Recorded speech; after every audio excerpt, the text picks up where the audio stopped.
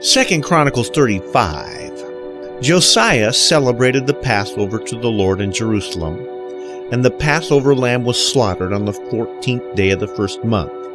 He appointed the priests to their duties and encouraged them in the service of the Lord's temple.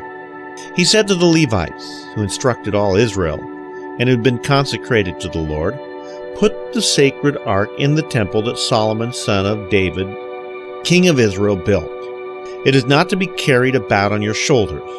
Now serve the Lord your God and his people Israel. Prepare yourself by families in your divisions, according to the directions written by David, king of Israel, and by his son Solomon. Stand in the holy place with a group of Levites for each subdivision of the families of your fellow countrymen, the lay people. Slaughter the Passover lambs. Consecrate yourselves, and prepare the lambs for your fellow countrymen, doing what the Lord commanded through Moses." Josiah provided for all the lay people who were there a total of 30,000 sheep and goats for Passover offerings, and also 3,000 cattle, all from the king's own possessions. His officials also contributed voluntarily to the people and the priests and Levites. Hilkiah, Zechariah, and Jehiel, the administrators of God's temple, gave the priests 2,600 Passover offerings and 300 cattle. Also Conaniah, along with Shemaiah and Nethanel his brothers, and Hashabiah, Jael, and Jehozabad, the leaders of the Levites, provided 5,000 Passover offerings and 500 head of cattle for the Levites. The service was arranged, and the priests stood in their places with the Levites in their divisions, as the king had ordered. The Passover lambs were slaughtered, and the priests sprinkled the blood handed to them, while the Levites skinned the animals. They set aside the burnt offerings to give them to the subdivisions of the families of the people to offer to the Lord, as is written in the book of Moses. They did the same with the cattle. They roasted the Passover animals over the fire as prescribed, and boiled the holy offerings in pots, cauldrons, and pans, and served them quickly to all the people. After this, they made preparations for themselves and for the priests, because the priests, the descendants of Aaron, were sacrificing the burnt offerings and the fat portions until nightfall. So the Levites made preparations for themselves and for the Aaronic priests. The musicians, the descendants of Asaph, were in the places prescribed by David, Asaph, Heman, and Jeduthun the king's seer. The gatekeepers at each gate did not need to leave their posts because their fellow Levites made the preparations for them.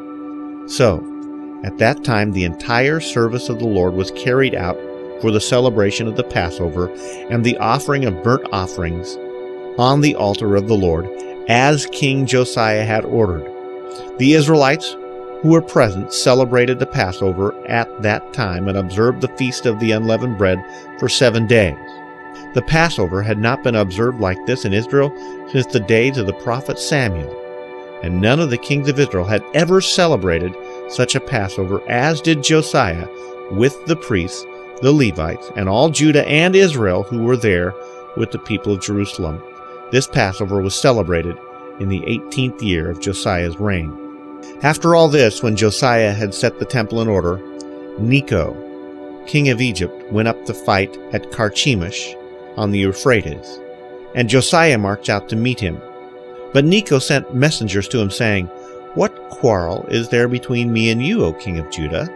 It is not you I am attacking at this time, but the house with which I am at war. God has told me to hurry, so stop opposing God who is with me, or he will destroy you." Josiah, however, would not turn away from him, but disguised himself to engage him in battle. He would not listen to what Necho had said at God's command, and went to fight him on the plain of Megiddo. Archers shot King Josiah, and he told his officers, "Take me away. I am badly wounded." So they took him out of his chariot, put him in the other chariot he had brought, and brought him to Jerusalem, where he died. He was buried in the tombs of his fathers, and all Judah and Jerusalem mourned for him. Jeremiah composed laments for Josiah, and to this day all the men and women singers commemorate Josiah in the laments. These became a tradition in Israel, and are written in the Laments. The other events of Josiah's reign and his acts of devotion, according to what is written in the law of the Lord, all the events from beginning to end, are written in the book of the kings of Israel and Judah.